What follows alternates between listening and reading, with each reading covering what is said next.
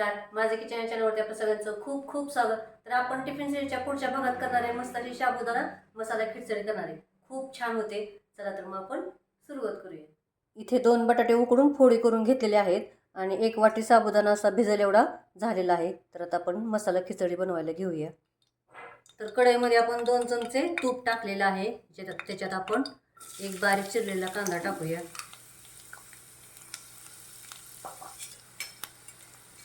कांदा आपण भाजून घेऊया. तर आता कांदा भाजून झालेला आहे. त्याच्यात आपण 1 चमचा जिरे टाकूया, थोडासा कढीपत्ता, 2 हिरवी मिरची बारीक करून घेतलेली आहे. तुम्ही याच्यात पण जिरे बारीक करू शकता मिरची बरोबर. आणि हा बटाटा, चवीनुसार थोडं मीठ आणि अर्धा चमचा थोडंसं कमीचं तिखट टाकलेलं आहे. तुम्ही जेवढं तुम्हाला तिखट पाहिजे तेवढं तुम्ही खाऊ शकता. तर आता हे 2 मिनिट आपण परतून घेऊया. बारीक गॅसवरती परतून घेऊया.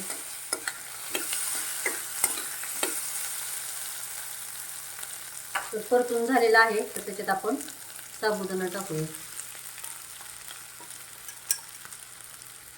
जर आपल्याला खिचडी सकाळी करायची असेल तर आपण साबुदाणा रात्रीच भिजत घालायचा.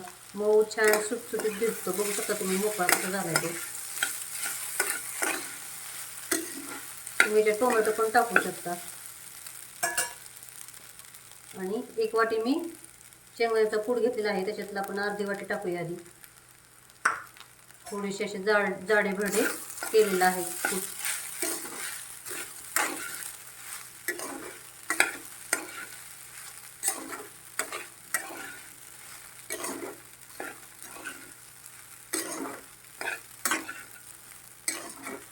तर मध्यम गॅसवरती आपण 2 ते 3 मिनिट आपण शिजवून घेऊया.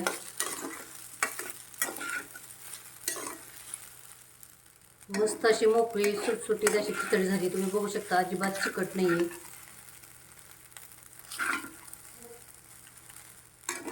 तुम्ही याच्यात झाकण टाकू शकता किंवा अशीच शिजवून घेऊया. आता अजून परत 3-4 मिनिट आपण असंच गॅसवरती ठेवून देऊया. तर आता आपली मसाला साबुदाणा खिचडी तयार झालेली आहे. मस्त झाली एकदम.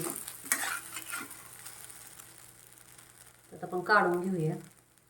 तर छान आपली अशी मसाला साबुदाणा खिचडी तयार झाली. तुम्ही बघू शकता. तर चॅनलला सबस्क्राईब करा, लाईक करा, शेअर करा आणि कमेंटमध्ये मला नक्की सांगा कशी झाली ती. थँक्यू.